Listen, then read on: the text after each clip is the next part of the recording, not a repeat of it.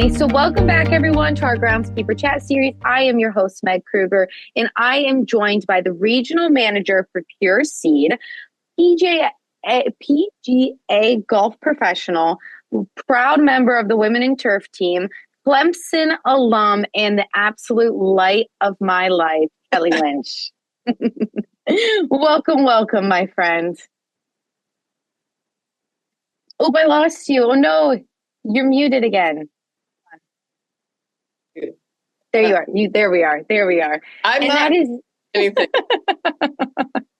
Just stay there with your hands under your armpits. You're not allowed to move. Not moving. But I'm so lucky to have you join me. I think this is your official second time maybe on. But I mean, you and I pretty much do this chat once a month where you mentor me in all aspects of life. So I'm lucky to have you not only as a great friend, but as a mentor and as our next guest. So welcome. Thanks, Mighty. You're the best. I feel like we've been on this wild ride together, all unbeknownst to us what was coming, other than the synergies and the universe conspiring for us. And here we are. I mean, it's pretty fabulous. Another great day, truly. Yeah, I love it. And I just love your energy every time. That's the other thing I think that always comes up, no matter who you're talking to in the group. But I feel like your energy always brings a little sparkle, a little sunshine, a little like everything's good. You know, like the song that's been going through my head is don't worry about a thing, 'cause every little thing's gonna be all right. Yeah. So that's a Mighty Meg song right there. Oh man, I love it. And I think what is so beautiful about when you and I are in the same place at once is like typically when two people like us get together, they either clash because they're both, bringing this like energy, and let's not shy away from the reality. We both love the limelight a little bit. Legit. Give us a mic. So typically sometimes people like you and I there's definitely grounds for us to clash. But from the minute that you and I were put in a room together, it was like, magic. And it just doubled the energy, doubled the limelight and everything like that. We just made space for the both of us. And I love that. I couldn't say it better. And to add to it, Capricorn, Pluto just left Capricorn is in Aquarius. Like it just happened like a few days ago. And that's where creativity, all these different energies start to really align. I mean, we're not going to get all woo-woo today. Calm down, everybody. But it's really interesting if you start paying attention, the reasons for unbeknownst to both of us that we were connected, unbeknownst to all the journeys that we would be on, all the cool things. But I think the gift that you have, Mighty, is that you bring people together, you bring an energy, and you're like Oprah. People will tell you anything and everything. And the really fun part is you don't even try. It's just who you are. And I think that's the gift that you've brought not only to the Women in Turf team and all the amazing things that have happened, but to the light and everything that you do as Pioneer. So love you, buddy. You're a gem. You just keep. Yeah. I love you. I love you for saying that too. And I really do feel like, sometimes I go out and intentionally look for those stories or look for those people to open up to me, when I schedule a groundskeeper chat or things like that. But it becomes really inconvenient when I'm at the grocery store and those people find me and they want to tell me their life story. You gotta plan for it, and you gotta sidestep it. It's complicated sometimes. Oh my gosh, so true. So I think for today's episode, in many ways, I just want people to have a front row seat to a session that you and I have, on a quarterly, monthly basis where I just ask you questions and you kind of give me guidance on how to navigate the next chapter of my life or a big decision, anything like that. So if you're up for it, I say we kind of run with that frame. I'm in. But first, Our combined hashtag is get in, it'll be fun, I promise. And then whatever comes, we'll deal with it. Like, let's just go. Yeah. We'll figure it. Yeah.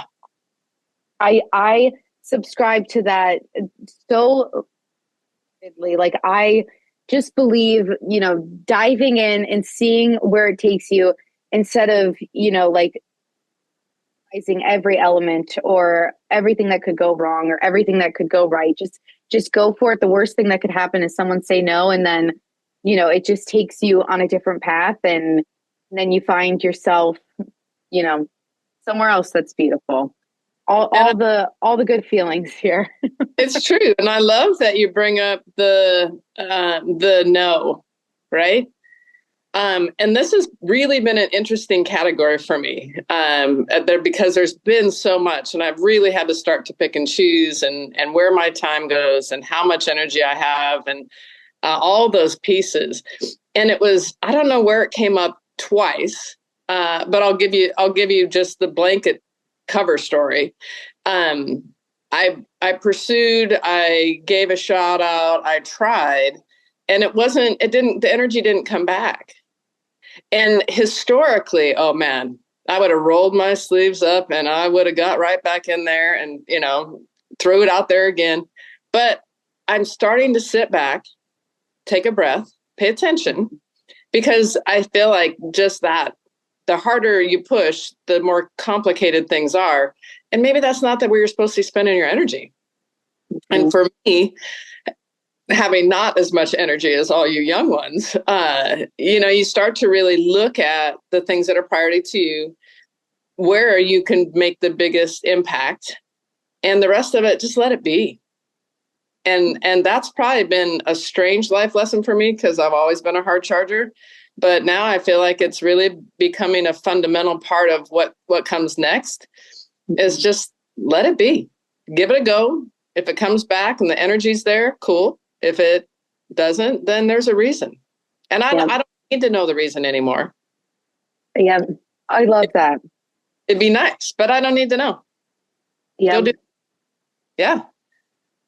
And finding peace in that and truly, and earning a seat at the table is something we talk about so much, whether, and it really came about when we were discussing seat at the table for the Women in Turf team, like being invited to these events. And as soon as, we got our foot in the door, it was, we were off to the races. There wasn't much, convincing that we had to do once people, saw the power that our group could have. But in a lot of ways, you and I talk about earning a seat at the table in organizations, in relationships outside of, careers and everything. And no being an inevitable and how to handle that. Okay, sorry. Kevin just texted me the babysitter had to leave. Oh, that's okay. We're good. We'll keep going through. Okay. You let me know if we need to pause though. Sounds good. No problem. It sounds like she got sick, but I think we'll be okay. Yeah, we're fine. New home remedy: green apples and garlic. Grind it up and eat it. It's not pleasant. Disgusting. Yeah. Oh my God. You can add a little honey. I love it. Well, I'm a classic. Actually, I'm on right now is baking my own sourdough. Oh, I absolutely am your biggest fan now.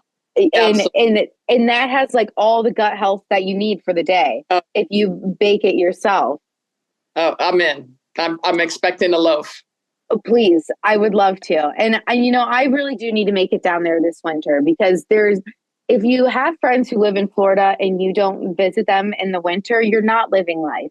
Thank you. And I tell you, I might be wearing a hoodie this morning because it was cold walking the dogs, but it is amazing. And now coming from the Northwest and, snow country, it is quite strange just to hope your jeans still fit because I haven't had to put jeans or pants on for a long time. Now, calm down, people. I wear shorts. Jeez, but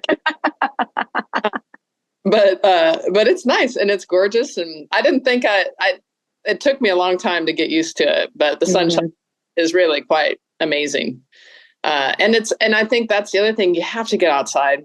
Mm-hmm. You know, I've been outside the majority of my life and career, and you get enough time behind a computer inside, and just got to go outside. Take a minute. Everybody's got 5 minutes. Take a minute. That's my new. Hey, but I got to get back to our first comment. Navigating. Yes. Thank you. Thank you for bringing it back. You know, you got to reel me in half the time. No, but here's, I think this is where we're at. I had to write it down. Navigating no is a new chapter in the book, the I Dare You to Live book, right? But navigating no could be really fascinating, because sometimes we take no, oftentimes we take no as rejection, or whatever, however you receive the no. But really, if you take a moment and understand the logistics of everything, including the other person, the other beings, the other businesses, the other relationships, there's a reason for the no. Respect the reason. And you know what? We may not even ever know the reason. But unless you seek to understand, unless we engage at a level that is not a negative no, it's just an understanding no. Okay, thank you. I appreciate that. No means to me, thank you, not today. But next week, change. And I can tell you over and over and over again, with politeness, with respect, and receiving and navigating the no, and just saying, hey, but if I'm not going to be your first call, if I could be your second, I would really appreciate it. The opportunity is always there, and I'm here if you need me.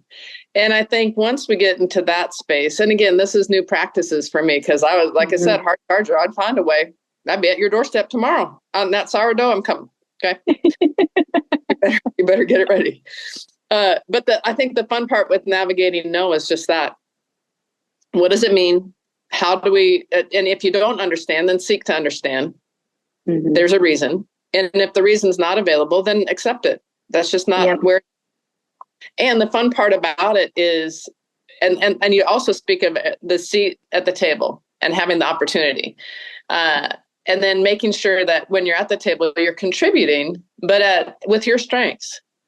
And if I'm at the same table as you, I'm sure as heck going to defer to you when it comes to the conversational piece and the engagement piece and all that. And then you work together, right? And I feel like that's why we have so much fun, because it's a shared exchange. I give you some peanut butter, you give me some peanut butter. It's good, right? Sometimes you need more, sometimes you don't need any. I love it. I'm literally writing everything down that you say. But no, and I love that. And especially for someone, let's say, whether they're coming to an organization, and like, you know, it's a new position, or they just got hired on, or let's say that upper management has changed and they have to reestablish those relationships. How do you navigate those first couple of no's, where it's like, how do you gauge whether or not this person is just, I don't got time for this. I don't have, you know, a lot of it is they just may not understand, you know, what the ask is or why there's that need. And you need space to be able to explain that why in groundskeeping. Like you, or, you know, on your side of things, you need plenty of space to be able to explain why these things are necessary.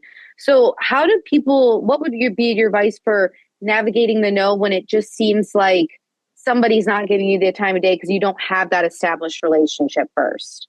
Well, and I love what you say, because if you don't take time to establish the relationship, and sometimes people think it's a waste of time, but I think it's the best way to spend the time, because it's so different. And I always say we're baking a cake, right? So if I only bring the flour and you only bring the eggs and somebody else only brings the sugar, and then we sit in our own spaces with our own knowledge and our own isolated world with what we have, we're not going to have a very good cake. So in order for us to all have a cake, we all have to come to the table. It's going to be different. I might have more flour this week. You might have more eggs this week. Somebody else might have more sugar. Whatever. Look at me cooking, and I'm not a baker. Well, yeah. Let's also change it to we're cooking a sourdough loaf. Just okay, perfect. Keep things synonymous. Okay, so but you have the knowledge. You have had the starter. I have the flour. I have some ambition. I want to help. I think the unique thing is if you give somebody the chance, and this is where I always say, seek to understand. And I tell you, every room and every table I sit in, I guarantee you, everybody in that room knows a lot more than I do.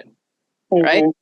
And so if you're willing to reach out in relationship, if you're willing to say, hey, would you mind, everybody's going to have breakfast or lunch or whatever, have a minute. And if they don't take a break and they're workaholics, I hope they figure it out someday. Yep. I do. I hope they figure it out. But if you can create just the dialogue, get to know somebody, understand where they're coming from, especially somebody that has a lot of, if it's a new bean and an established bean, and let's just say they've been there 20 years, they probably have a system. They probably have a whole process. They don't need any new young whippersnappers to come in there and tell them what's going on.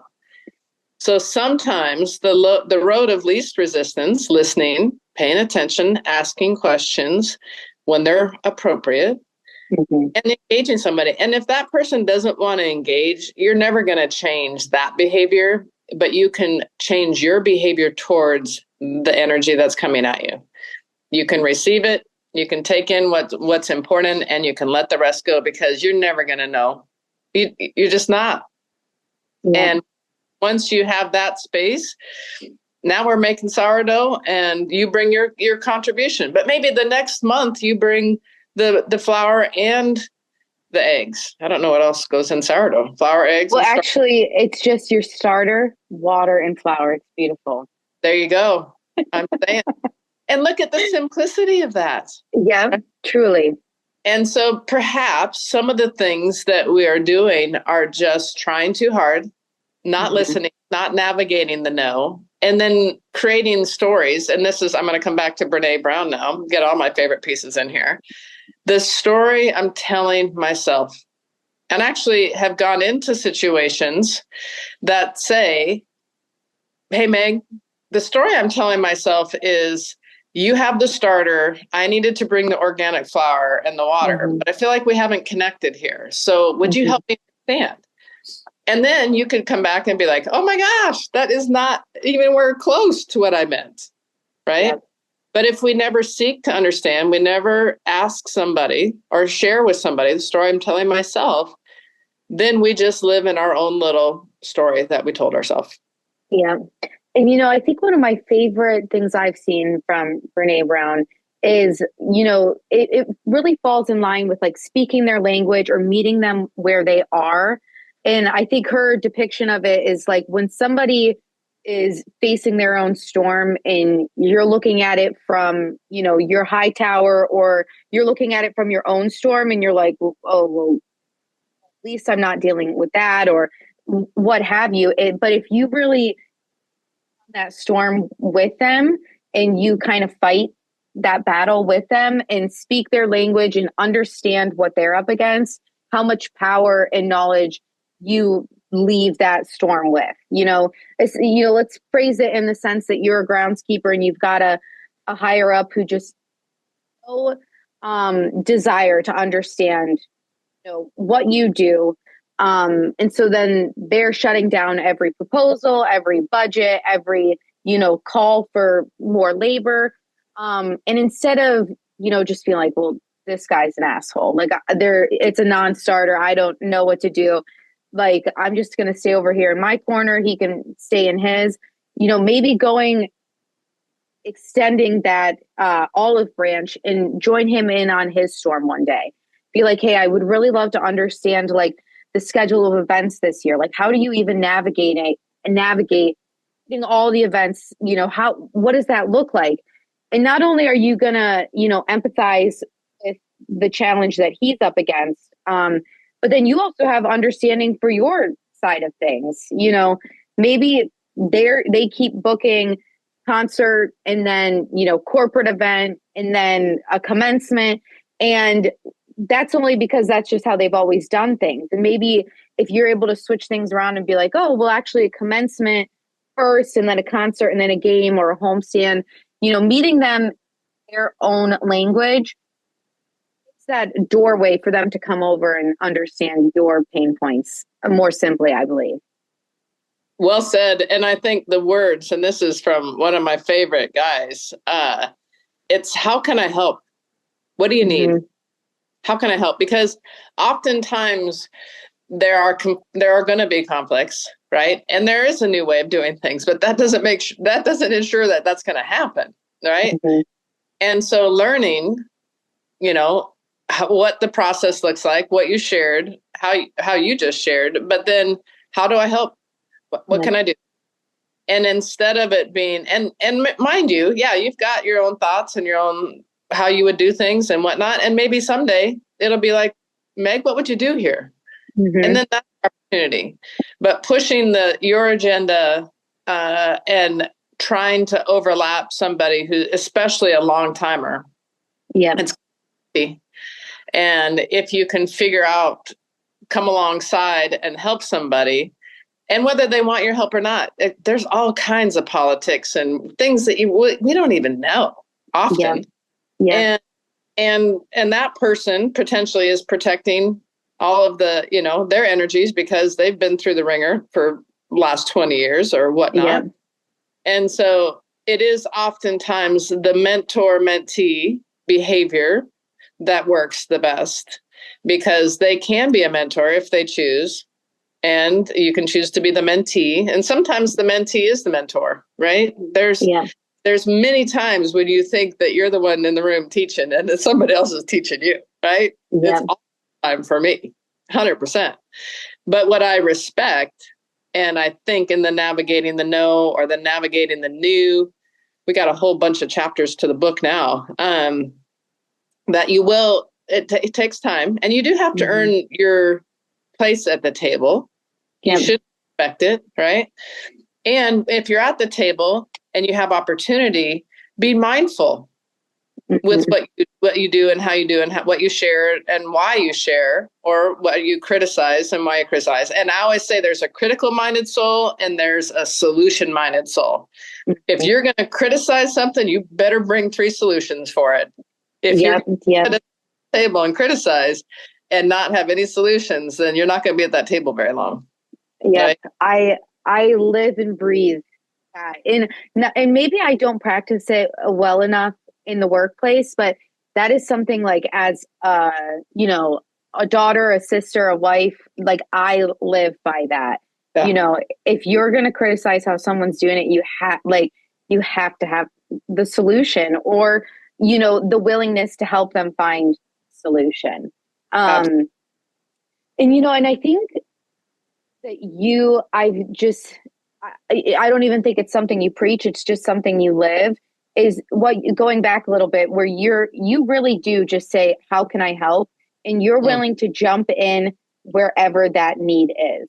If that help is filling up coolers at 4 a.m., taking out wet towels to the crew at 5 p.m., or, you know, driving people places, doing airport pickups, like you really, your seat at the table. Because, you know, when the Women in Turf team come into these situations, just to paint a picture for our listeners, you know, we're coming into a course, a crew that these people, they know each other's, you know, highs, lows, quirks, everything.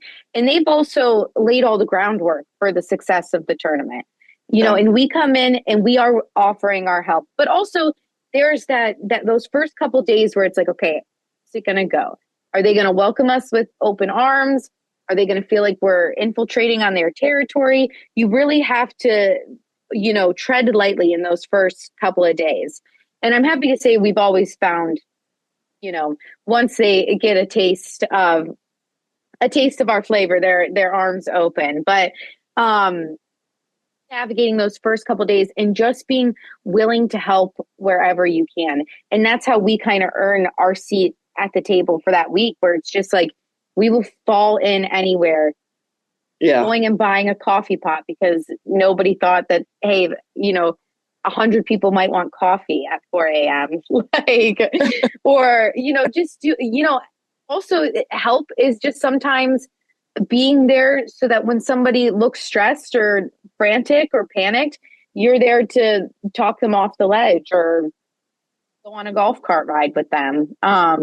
There's so many different ways that I see you, witness to you, live and breathe that philosophy. And I feel like, not everyone's going to have a chance to spend a week with Kelly Lynch, but hopefully they can hear my experience and learn from it that, really being willing to help. And sometimes it doesn't mean that you have to be out there doing the most prestigious job on the course or, doing the thing that's going to get you all your flowers. Like sometimes it's really about, cleaning the toilets sometimes, you know what I'm saying? Yeah, absolutely. And I think that's the uniqueness of it, right?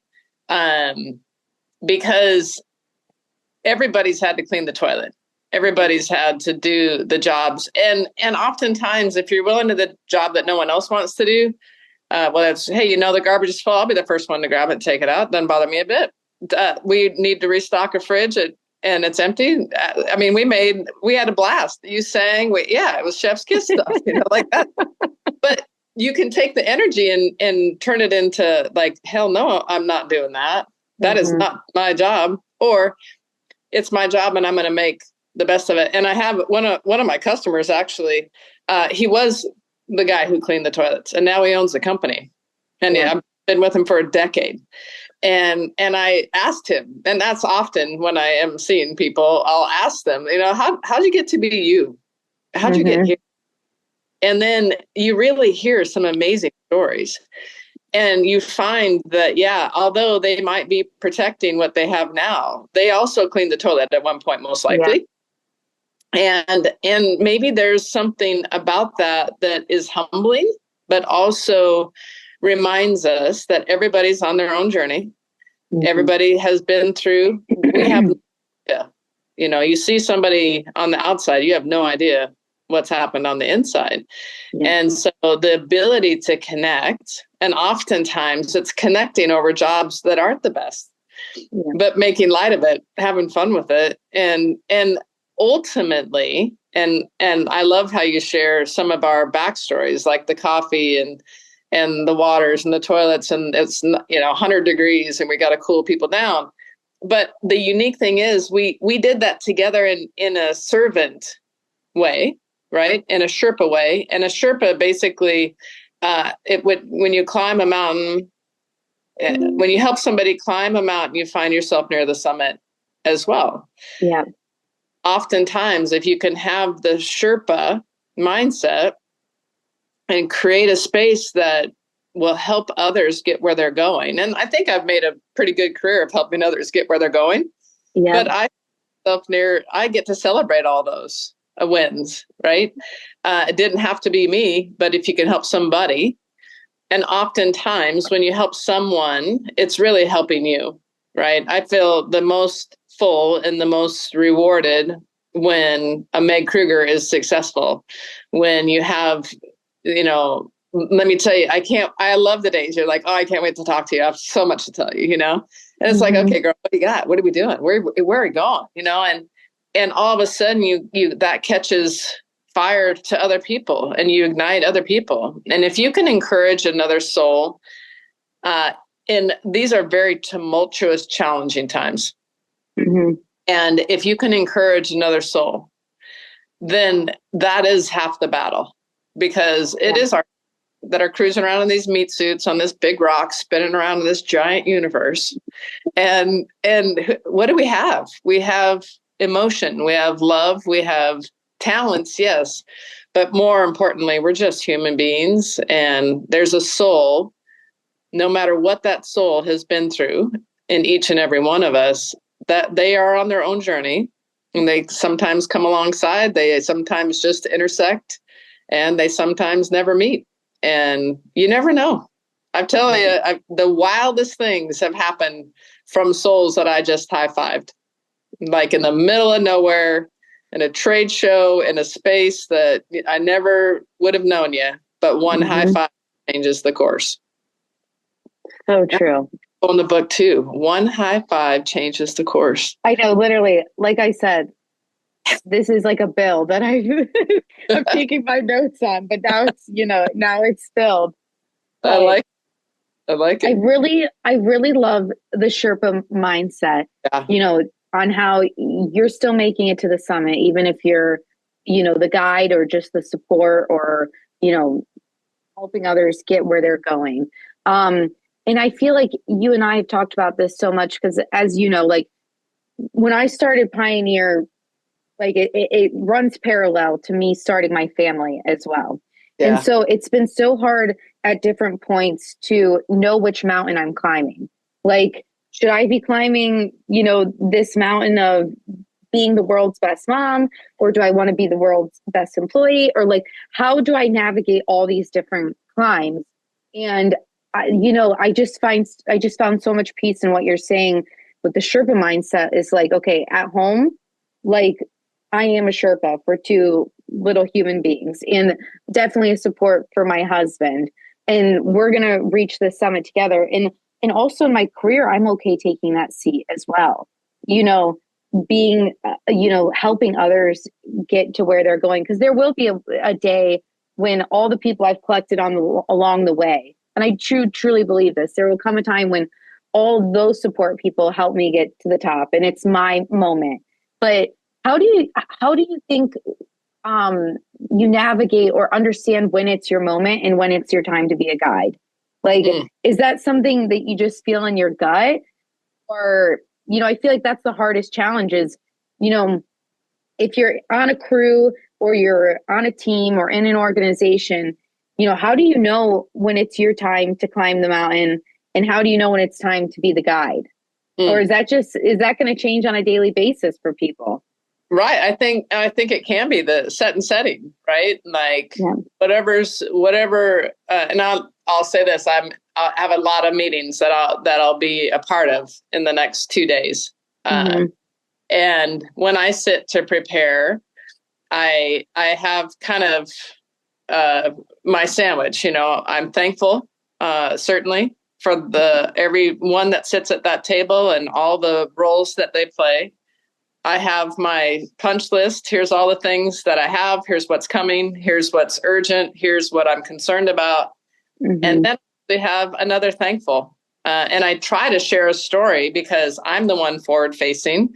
And so when I get a story back, and I just had one of my guys reach out, we got some seed to him last minute and kind of saved the day. And then I said, he goes, what can I do? Everyone just turned inside out. I happened to be on holiday. And so I said, all you have to do is send me a video or send me an email that I can share with the group that never sees it. Right. Yeah. Oftentimes what we lose sight of is there's a lot of group that never sees it, never hears it. They have complicated jobs. They work hard. Yeah. They don't often hear. I hear it all the time because I'm forward facing. And so now I've tried to make a practice wherever I am. I'm going to send the video. I'm going to send a shout out to whomever. Like somebody will come up to me and say, oh my gosh. And I'll use Tess, our operations. And she's awesome. And I'll be like, somebody will tell me that if you came up to me in a meeting and said, oh, Cal, I got to tell you, Tess X, Y, and Z. I'm like, well, let's just send her a video. So then I flip around, do a selfie video and I found, and then they share what they just said to me. And so I've tried to be very consistent for years now. And even if I've met somebody and there were pictures involved on the golf course or whatnot, then I'm going to send that to them, thank them for their time and their energies.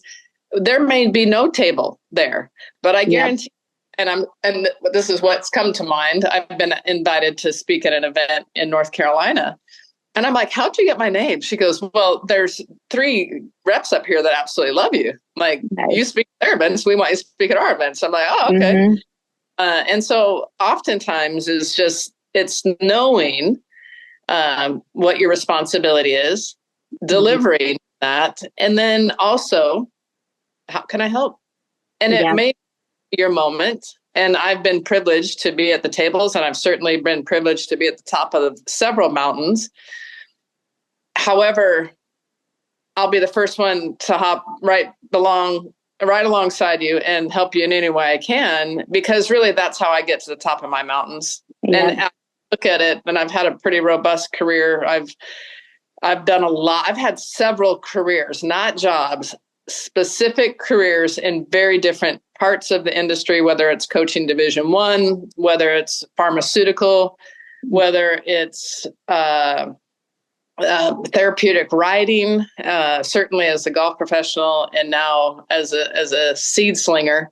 And I can tell you, when I speak on those pieces and everyone asks, how did you do all of that? And I always say, how could I help? Mm-hmm. Because you can learn anything. Yeah. I mean, quantum physics, probably out of my wheelhouse. Let's be honest. That's probably too far of a reach for me in this lifetime. But there's certainly things that if you put your energy into it, learn it, and you can help somebody else learn it and get better. And now if it's a complicated situation, the person doesn't want to hear you, that's fine. Then go find another. You're not stuck. And we all get that fear, right? And you know what fear is? False expectations appearing real. And I've faced it over and over and over again. And when you stop that belief, the false expectations, and you start to say, okay, but I can learn this. Mm-hmm. I can learn about it. I can teach about it. I can share about it. That's where the solutions come in. Yeah. And oftentimes the solutions really are there. You just have to help them evolve. Yeah. Look at that. We could really, you and I could write a book together. I feel like we should. It would be like one big ball of chaos.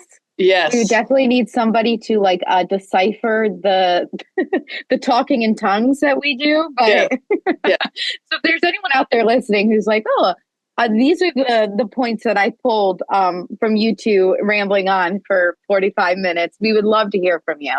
Yeah. But let me help you put it in a proper package. But see, that's their part of the sourdough. They would bring the package.